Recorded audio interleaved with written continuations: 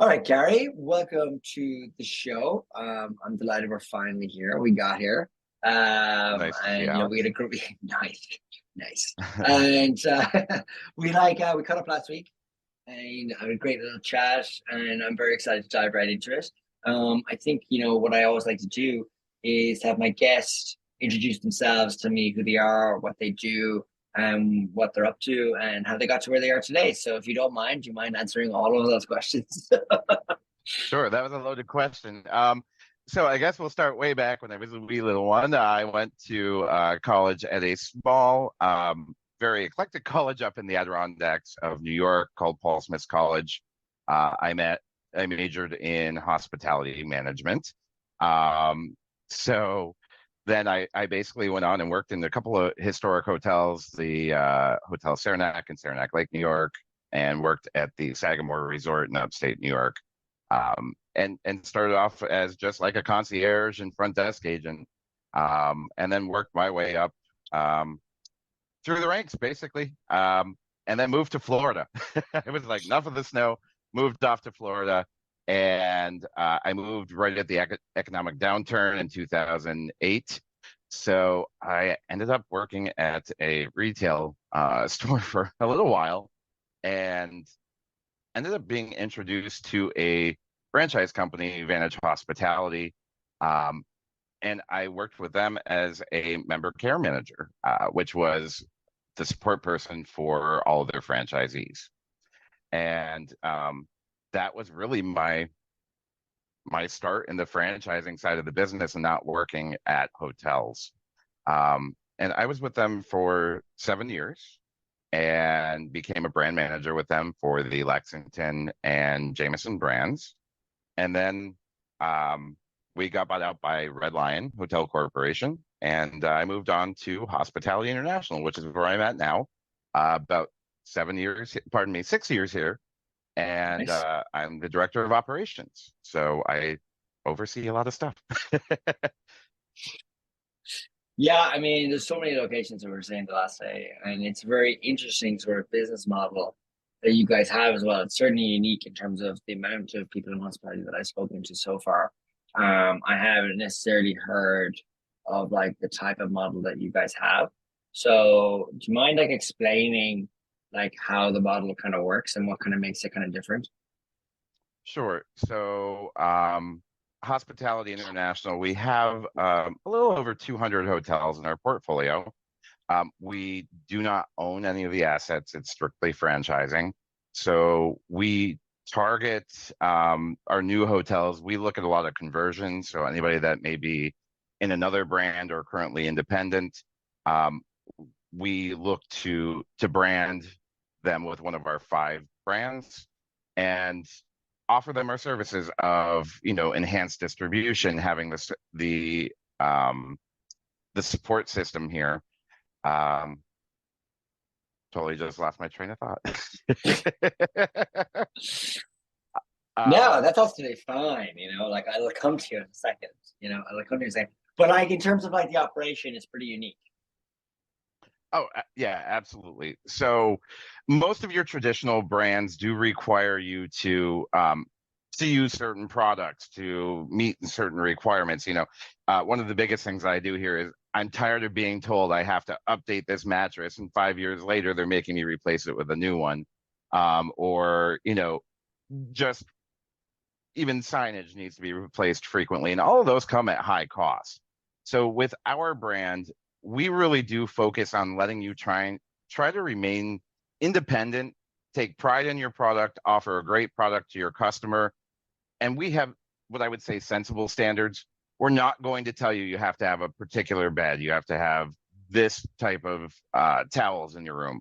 We just say make sure that your guests have a clean, comfortable, and safe experience at your hotels. And a lot of people go, how does that work? And Yeah. basically, my response is most of these hotel owners, they want to be successful, they take pride in their product, and they want to do better. So they will continually invest in their product. And, you know, a lot of them may not have the money. We do a lot of smaller hotels, 40 rooms, roadside hotels. They want to invest in the product, but they don't necessarily have that capital.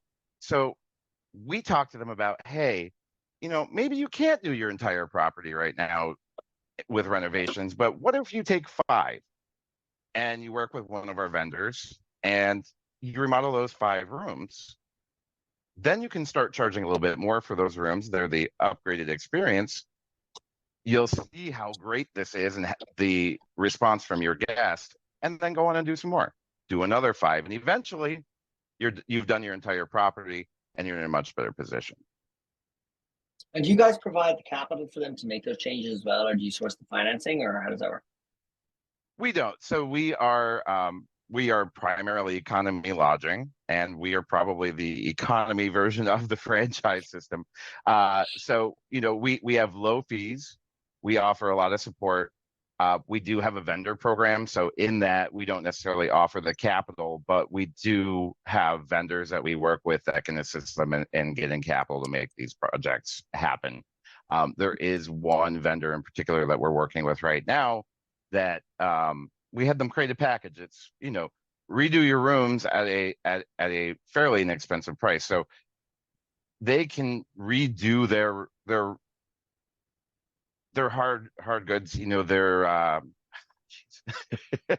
can redo their case goods Yeah. in the room for about $600. So it's good quality furniture. The whole package is cohesive, and there's different packages that they can use to redo that.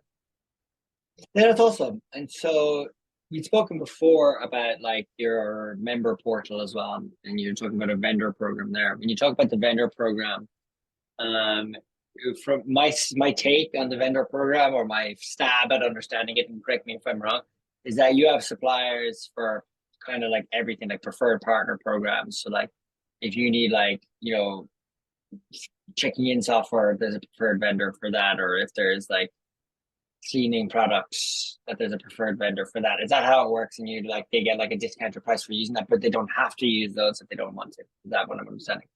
Correct. So when we look at our vendor program, we just look at the vendors and say, are you offering a good product? Are you offering a fair price? And are you ultimately servicing our franchisees in the best way that you can? And that's what we do on an annual basis. We review our vendor program and say, hey, we've had a lot of issues with you. Maybe this isn't working, or hey, you've been a great vendor. Let's really continue working together and push your product. So our idea is ultimately, we're not looking to make money off the vendor program. We want to make sure that when our franchisees go to a vendor, they're being serviced properly. Yeah. And with that, they do get special pricing. You mentioned property management system. We have a handful of property management systems that we work with regularly, but we don't say, hey, you have to use one of these 3. Yeah. We say you can use whatever one you want, so long as there's the connectivity that you're looking for. We work with Sabre Hospitality, their central reservation system. Yeah. So long as it meshes with what we're trying to accomplish, we don't have a problem. But we do say, hey, we've got great relationships with them. We know their product. We can then help support it. So yeah, that's kind of how our program works.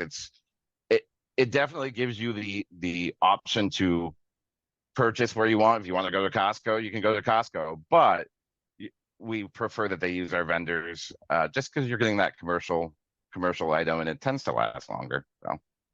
Totally. It's interesting. It's kind of like hotel in the box. Like everything you need, here are all the services for you. You do it yourself, but like here it is this way. That's very, very interesting. And like I guess we were talking before, and you were saying, like before it was quite a bit more hands-on, it's sort of like the webinars that you guys were doing, managing like the members. Now you've basically built out a whole sort of like self-serve member portal. How has that changed sort of like the relationship or the dynamic between you guys? And if that's not too touchy, judging by your face, not too touchy. So it's very new. Yeah. We're actually really happy. So we have, let me rewind just a little bit to get to that. Yeah. We recently created an advisory council with our franchisees. And this is something that came up, was like, we'd like more educational opportunities and easy access to it. So that happened of June last year. Um, and we put together a portal for them. We call it HiHub. And we did that. We launched, I think it was January 1. So we did that in 6 months, which was really quick. But to say that we've gotten a lot of feedback, the people who have used it are loving it. I think sometimes something new like that, people are like, oh, I'll get to it later and haven't logged in. So we're doing a real big campaign behind like log in. There's a lot of information in here. And, we'll share, industry knowledge in there, all of our training courses on how to use Sabre. We have stuff on Service Dog. So it's being built out as we speak. Yeah. We're constantly adding things to it. But it was even simple things like, hey, I need that form, or hey, I need to update my room type. Can you help me out?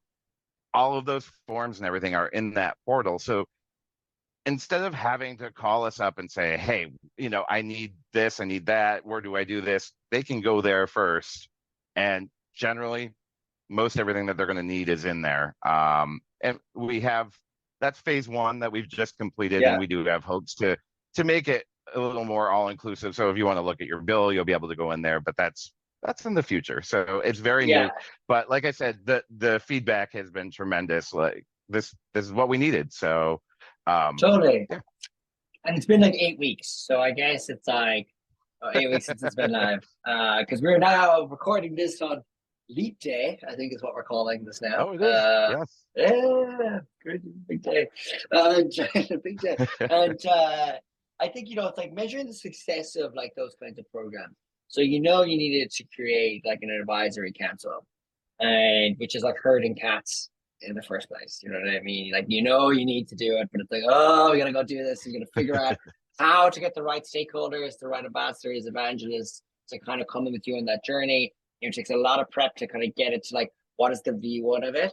So when you think about success of like a program like that, or like a new member portal, like how would you gauge the success of it in the first 8 weeks? Or how have you been gauging? So what's interesting is our AMP program, which is Assurance and Marketing Program. Those are individual people who go out in the field, visit the properties, do their annual inspection visit, but they aren't just the inspector. Like we send them in to help them with sales and marketing. They're not there to say, gotcha, you failed your inspection. Like that is not our goal at all. A lot of people think, oh, that inspection means they're coming in to beat me down. And our inspections are, how can we help you improve? Yeah. So some of the other things that we do is bi-monthly calls, just reaching out to the hotel and saying, hey, is there anything that I can help you with right now? A lot of times there isn't, but it's all about the relationship with us. If you have a positive relationship with your franchisees and the hotels that we're working with, then they're comfortable to come to you for help. And there's some trust there. So with that, going back to your original question, is we get a lot of feedback about this during those phone calls. They're just calling now and saying, hey, have you used the hub? No, you haven't gone in. Well, this is what you can get in there. And, we're also kind of pushing them there like, hey, you asked for this. Why don't we log into the hub and see all that it has to offer? And your answers are in here too. So, we're working to make things easier for them, but it's all about the relationship. Like if they don't want to log in there, I'm not going to say you have to go to the hub to get it. We're going to help you. Totally. It's an interesting one. And I've always like, it's actually very cool that you launched it and you did it so quickly, because I look at that kind of activity like sort of dynamism, so to speak. I know you're like, come on, dynamic is probably a bit of a stretch here, but no, like, I mean, to be able to launch a program and roll it out across so many takes an enormous amount of operational know-how. It takes an enormous amount of communication and marketing, like the intensity to make people aware that such a thing exists. And I guess like when I think about like, say, what would mark that as a success is like people coming to you asking you about all these forms. And it's like, how much less time are you dealing on that to let you be more strategic in terms of running the operation as part of your role in of itself? And I think like, as you scale through the versions of this, the evolution, like the vision, like we're talking about the mission right now. The mission was to get this done. And then there's the Mhm. vision, which is like, okay, we started this in June. We're 6 months, 5 months away from June, like the 1 year anniversary of the program. Yeah.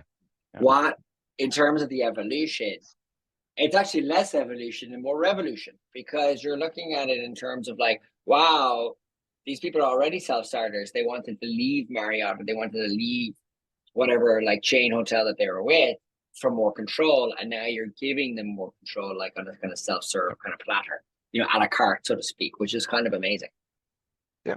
And and being a smaller company, I think it's easier for us to pivot.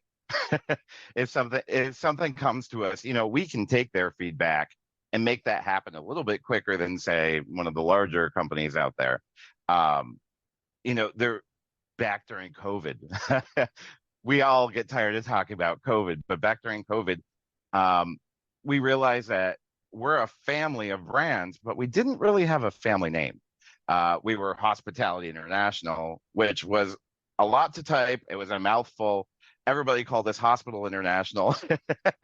Yeah. So we actually changed.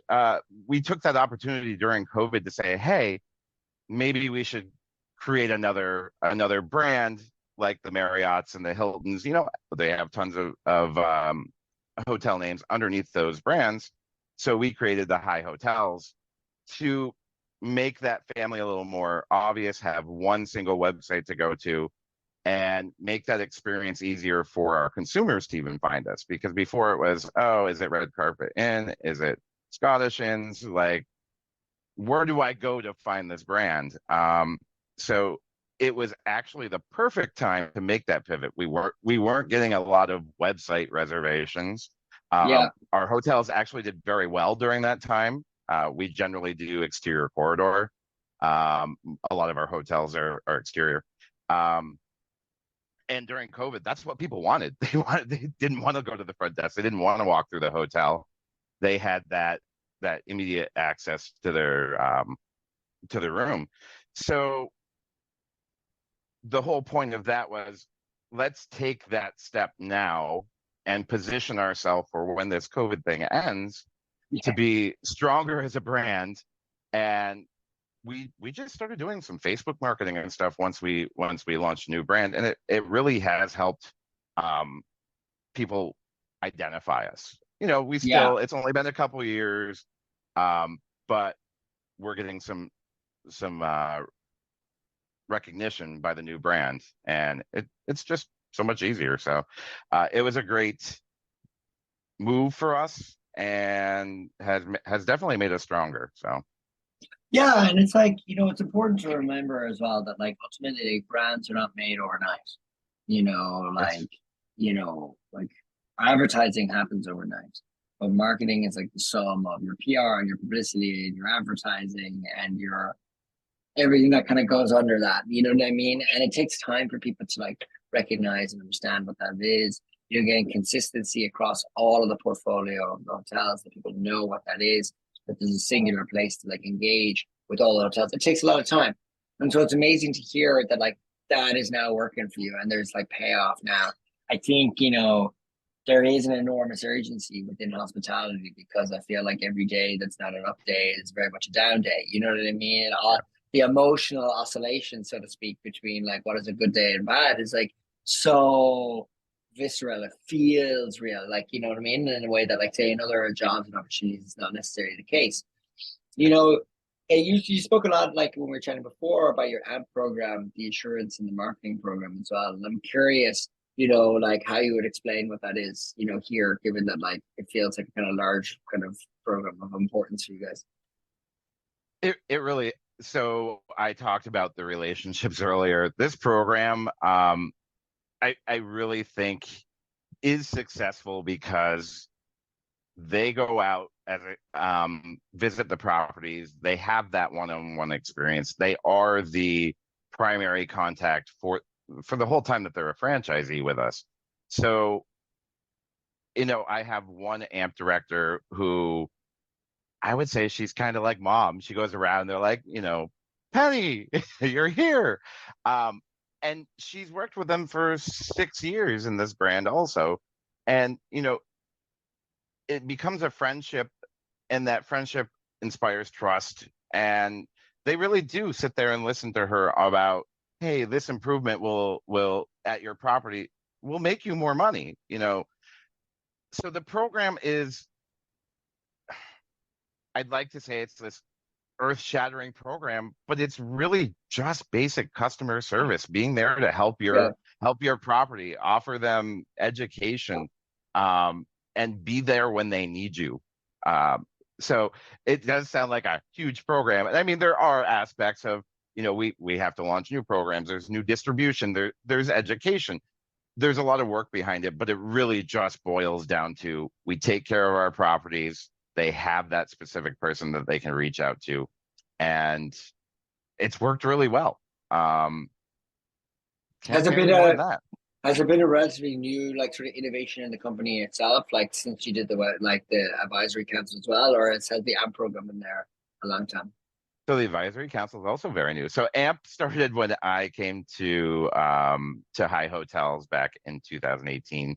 It was actually one of the reasons they brought me in, was to better service their franchisees. Yeah. So that program started then. The advisory council was actually fairly recent, within the last year. So we're just getting started. Yeah, yeah, yeah. I mean, it's Yeah. also this is awesome, like, because I mean, it's like a real strong kind of white glove service. There's like, they say DIY and DIFM, do it yourself and do it for me. And Yep. it's kind of quite the meld of both that you're able to offer that opportunity. It reminds me years ago, I remember hearing that phrase, and it was like, like people talking about like using Robinhood to buy stocks. And we Yeah. were asking them, like in research, it's like, would you not use a broker? And they go, yeah, I'll also use a broker, but I also want to be able to do it for myself. Now, obviously, anybody can do it anywhere. But like at the time, it was like you literally had to have somebody like buy it for you. And I'm like laughing to myself because I feel like that sort of instinctual motivation exists where it's like, yeah, I want to hand off a lot of this, but also at the same time, I want to be able to do it if I have to do it. Or if I want to do it. And so being able to provide those kind of services does give that level of individuality and comfortability to the franchisee, where they know that they can go and do it, but at the same time, they can get all the support that they need from you. And I think that's what is probably the most attractive part of our business model is, sometimes people don't want to be controlled entirely, but still want help. Yeah. And I think that's the difference between us and some of the other brands out there, is that, we say meet our sensible standards. Like, we have to have standards. There's no way that you can run a business without standards. Sensible But let's be standards. sensible about it. We don't necessarily want you to put $1,000 mirror that has this cool light around it just because it looks cool, and that's what we want in all of our hotels. If Yeah. you want to do that in your own hotel, go for it.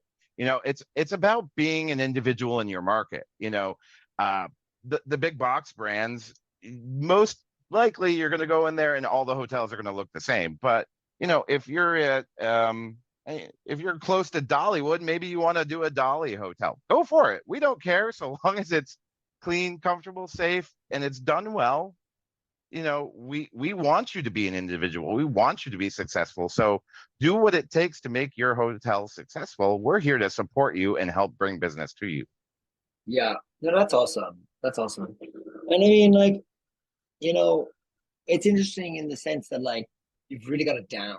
Like it sounds like like there's sometimes I can have somebody on the podcast and they kind of hum and haw about what their plans are, and you're like, Yeah. okay, well, but you're so very definitive about what it is, and it sounds like you're so confident in what it's going to be, which is like awesome. And I'm actually thrilled for you in the sense that like it sounds like Appreciate it's really you're on that kind of like that wheel of like they talk about like escape velocity where it's like it's gonna go like that way. Do you know what I that. Yeah. mean? Like Yeah. you're gonna hit that spot because like if the advisory council pays off, you have a whole squad of ambassadors for the business that are also franchises that will obviously know other franchises because they're not like these kind of individual islands. You know what I mean? Like everyone in this Yep. space kind of knows each other.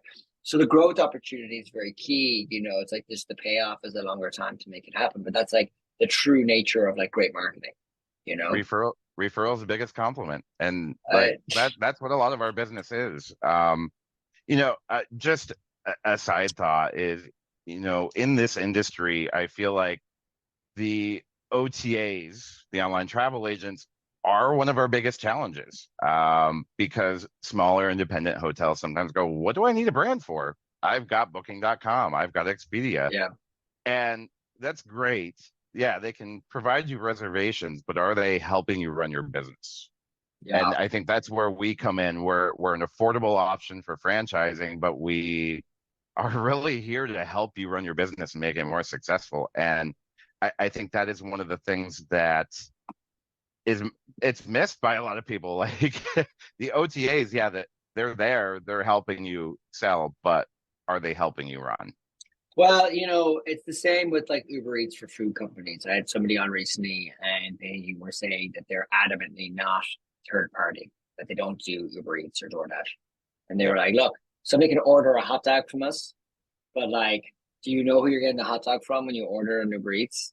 And he goes, what's the yeah, point of me creating a brand for my business if everything is itemized and thus you're just looking for chicken wings or a hot dog? And it's like, right. you're coming here. Somebody used the phrase vibe dining with me. And I thought it was so brilliant because it's like, yeah, why are you going to the restaurant? Because you're going for the vibe. And I guess like, Cool obviously, term. you talk about like economical hotels. It's not necessarily like vibe dining, but in terms of the brand experience, it's very similar in the sense that like, you don't, if you're on Expedia or booking.com, the room option is irrelevant almost because it's like people are just there like looking for price, so they're Yeah, not there looking to kind of like understand the whole purpose and what's behind the whole brand. yeah. Um, but yeah, Gary, I mean, this has been amazing. Can you believe we've spoken over 30 minutes? I just saw the less than 1 minute on my screen, and I'm like, wait a minute, we're wrapping up.